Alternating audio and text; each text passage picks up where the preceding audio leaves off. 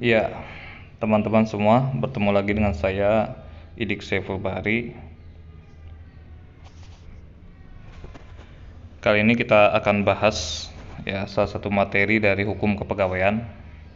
Jadi ini salah satu materi lanjutan dari materi sebelumnya tentang hubungan hukum kepegawaian dan hukum administrasi. Apa sih hubungannya antara hukum kepegawaian dan hukum administrasi?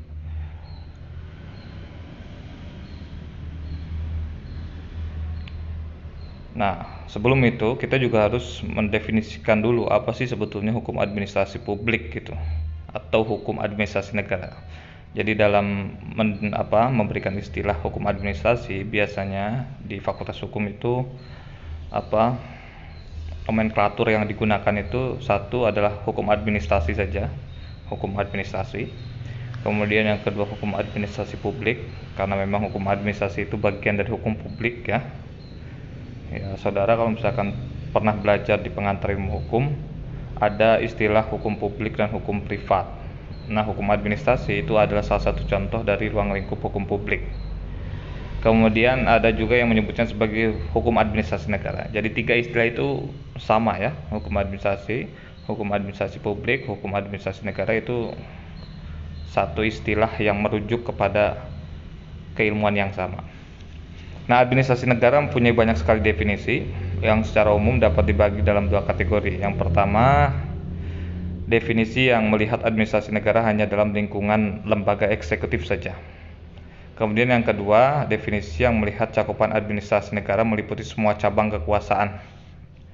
Nah, jika saudara pernah belajar pengantar hukum Indonesia, ada 8 pilar kekuasaan yang sekarang berkuasa di Indonesia ya. Ada presiden, ada DPR, ada DPD, ada MPR, ada MA, ada MK, ada KY, dan ada BPK. Nah, ini adalah ruang lingkup lembaga negara yang 8 itu. Sementara yang disebut sebagai pemerintah atau eksekutif itu hanyalah kekuasaan presiden saja. Nah, sehingga di sini hukum administrasi negara itu yang mendefinisikan satu kubu itu mengatakan bahwa administrasi negara hanya untuk kekuasaan eksekutif presiden saja dan di bawahnya ya, semua lembaga-lembaga di bawah presiden itulah objek kajian hukum administrasi negara. Tapi di kubu yang lain itu mendefinisikan bahwa cakupan administrasi negara itu bukan hanya kekuasaan eksekutif saja, tapi semua cabang kekuasaan lembaga negara, lembaga tinggi negara itu masuk dalam kajian hukum administrasi negara atau hukum administrasi publik. Nah, saya lebih condong ke definisi yang kedua, bahwa hukum administrasi negara itu tidak hanya mencakup ruang lingkup di kekuasaan eksekutif saja, tapi juga semua dari 8 pilar kekuasaan yang diatur dalam Undang-Undang Dasar. Itu juga masuk dalam cakupan hukum administrasi. Nah, secara sederhana, administrasi publik adalah ilmu yang mempelajari tentang bagaimana pengelolaan suatu organisasi publik.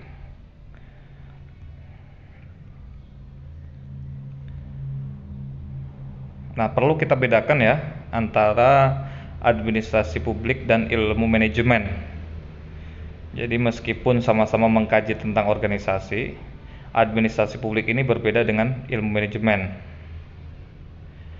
Nah, jika manajemen itu mengkaji tentang pengelolaan organisasi di bidang swasta, maka administrasi publik itu mengkaji organisasi di ranah milik negeri atau milik negara. Jadi semua organisasi atau lembaga negara itu kajiannya adalah administrasi, hukum administrasi. Sementara ilmu manajemen itu mengkaji dalam lingkup organisasi swasta atau perusahaan swasta, ya begitu ya. Nah, yang masuk dalam organisasi publik atau organisasi pemerintah itu ya contohnya departemen ya, kementerian, dinas-dinas, baik dari tingkat yang paling bawah sampai di tingkat pusat. yang paling atas.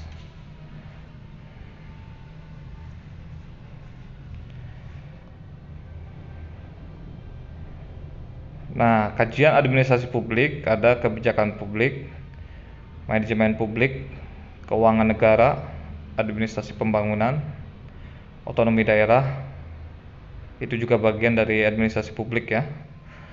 Kemudian hubungan eksekutif dan legislatif,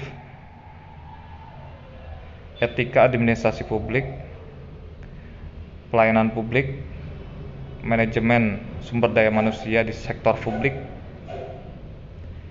dan good governance dan good local governance. Good governance itu ya tata cara pemerintahan yang baik. Good local governance itu versi di tingkat wilayah atau provinsi ataupun kabupaten kota. Inilah lingkup kajian administrasi publik. Dari mulai kebijakan, manajemen, keuangan, semua yang yang dikelola oleh negara ini, baik di tingkat pusat maupun daerah, itulah kajian dari administrasi publik. Nah, hubungannya antara hukum administrasi dan hukum kepegawaian. Sistem administrasi pemerintahan terbagi menjadi dua bagian, yaitu pegawai negeri dan masyarakat. Pegawai negeri mempunyai otoritas dan wewenang secara hukum, sedangkan masyarakat tidak memiliki wewenang. Jadi gampangannya ya, hukum administrasi negara ini kan mengatur tentang semua hal keadministrasian dalam pengelolaan negara. Kemudian untuk mengelola suatu negara dibutuhkan namanya pegawai. Ya, pegawai ini sebagaimana saya sampaikan di pertemuan sebelumnya, pegawai ini adalah istilah hukum khusus untuk orang-orang yang bekerja di instansi negeri. Ya, sementara di instansi swasta istilah hukumnya bukan pegawai tapi karyawan atau pekerja atau buruh. Ya, begitu ya. Nah, karena orang-orang yang bekerja di instansi negara itu disebut sebagai pegawai, maka ada hubungan ya antara hukum administrasi dengan kepegawaian. Orang-orangnya itu, orang-orang yang bekerja itu kan diatur dalam sudut pandang hukum kepegawaian karena mereka adalah pegawai. Kemudian hubungan antar pegawai dengan sesamanya atau antar pegawai dengan atasannya itu adalah kajian dalam hukum administrasi. Maka terjadi hubungan ya antara hukum administrasi dan hukum kepegawaian yang disebut sebagai Openbaar-Dienstwerkingg atau hubungan dinas publik. Openbaar-Dienstwerkingg yang melekat pada hubungan hukum kepegawaian itu merupakan hubungan subordinat antara atasan dengan bawahan. Jadi dalam hukum administrasi itu mengatur hubungan antara atasan bawahan dan antar sesama pegawai. Kemudian hukum kepegawaian itu mengatur individu pegawai itu sendiri. Maka terjadi hubungan dinas publik ya, antara hukum administrasi dan hukum kepegawaian.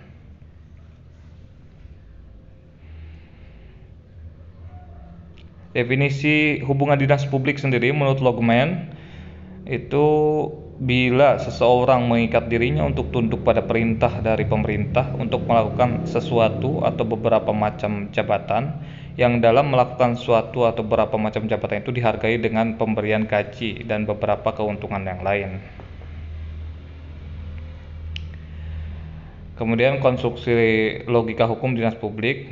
Hubungan dinas publik adalah kewajiban bagi pegawai yang bersangkutan untuk tunduk pada pengangkatan dalam beberapa macam jabatan tertentu yang berakibat bahwa pegawai yang bersangkutan tidak menolak ya, dia menerima tanpa syarat pengangkatannya dalam satu jabatan yang telah ditentukan oleh pemerintah. Biasanya kan orang yang menjadi pegawai pemerintah itu melalui mekanisme rekrutmen ASN ya atau CPNS oleh BKN, Badan Kepegawaian Negara. Nah, ketika dia sudah dinyatakan lolos, itu kan orang tersebut secara sukarela menerima tanpa syarat sebagai orang yang bekerja di instansi negeri.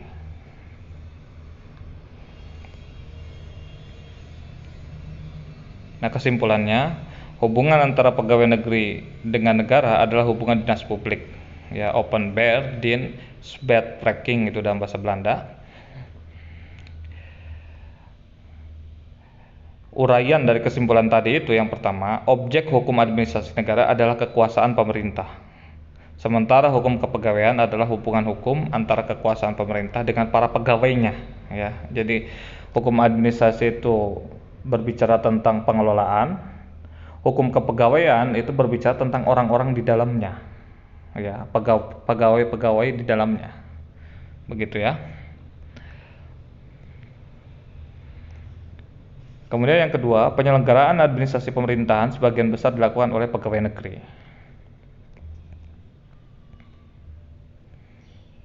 Yang ketiga, tugas dan wewenang pegawai negeri berupa public service itu dituangkan dalam pasal 3 ayat 1 Undang-Undang Nomor 43 Tahun 1999 tentang pokok-pokok kepegawaian yang menyatakan bahwa pegawai negeri berkedudukan sebagai unsur aparatur negara yang bertugas untuk memberikan pelayanan kepada masyarakat secara profesional, jujur, adil, dan merata dalam penyelenggaraan tugas negara, pemerintahan, dan pembangunan.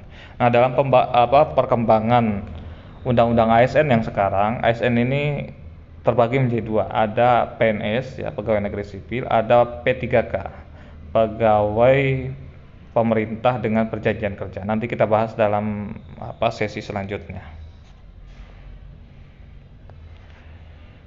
Nah, sengketa kepegawaian merupakan sengketa TUN, ya, sengketa tata usaha negara. Karena begini ya, sengketa tata usaha negara itu kan erat hubungannya dengan hukum administrasi negara. Nah, karena hukum administrasi negara ini berhadapan langsung dengan pegawai, ya, maka semua hal yang berhubungan dengan pegawai itu juga merupakan ranah penyelesaian sengketa hukum peradilan tata usaha negara. Begitu ya. Baik, sekian dulu materi kita tentang hukum kepegawaian dalam kajian hubungan hukum kepegawaian dan hukum administrasi. Kita lanjut lagi di video selanjutnya. Terima kasih.